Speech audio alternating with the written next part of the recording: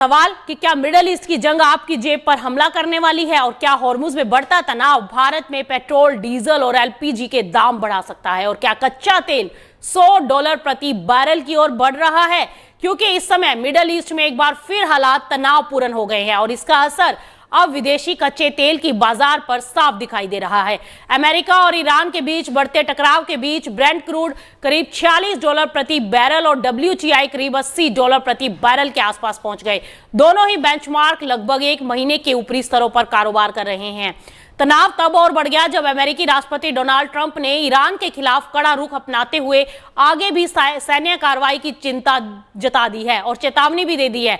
हालांकि हॉर्मुज से गुजरने वाले कार्गो पर 20% शुल्क लगाने का प्रस्ताव बाद में वापस ले लिया गया, लेकिन बाजार की चिंता अभी खत्म नहीं हुई है।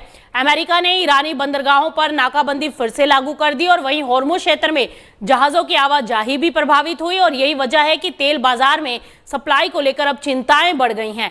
और सवाल यह है कि क्या भारत पर इसका असर होगा और अगर होगा तो कितना। और यहां पर एक राहत की बात भी है कि भारत अब अपने कच्चे तेल का बड़ा हिस्सा रूस, अफ्रीका और लैटिन अमेरिका जैसे ऑल्टरनेटिव स्रोतों से खरीद रहा है, यानी सप्लाई का रिस्क पहले की तुलना में भारत के ऊपर कम रहेगा।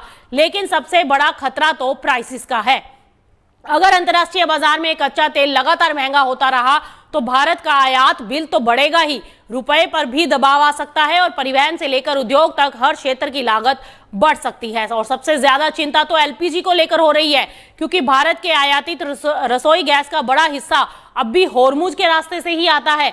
फिलहाल अगर ब्रेंट 85 से $90 के दायरे में रहता है तो स्थिति संभाली जा सकती है, लेकिन अगर मिडिल ईस्ट में संघर्ष और बढ़ा और जहाजों की आवाजाही वहां पर प्रभावित हुई या फिर तेल उत्पादन या निर्यात ढांचे पर कोई भी बड़ा हमला हुआ तो कच्चा तेल $100 प्रति बैरल की ओर बढ़ सकता है। और अगर ऐसा हो गया तो इसका असर सिर्फ पेट्रोल, डीजल तक सीमित नहीं रहेगा, बल्कि रसोई गैस, हवाई यात्रा, माल ढुलाई और महंगाई पर भी साफ दिखाई देगा। यानी कि फिलहाल भारत के सामने सबसे बड़ी चुनौती तेल की उपलब्धता नहीं, इस समय बढ़ती कीमतें हैं।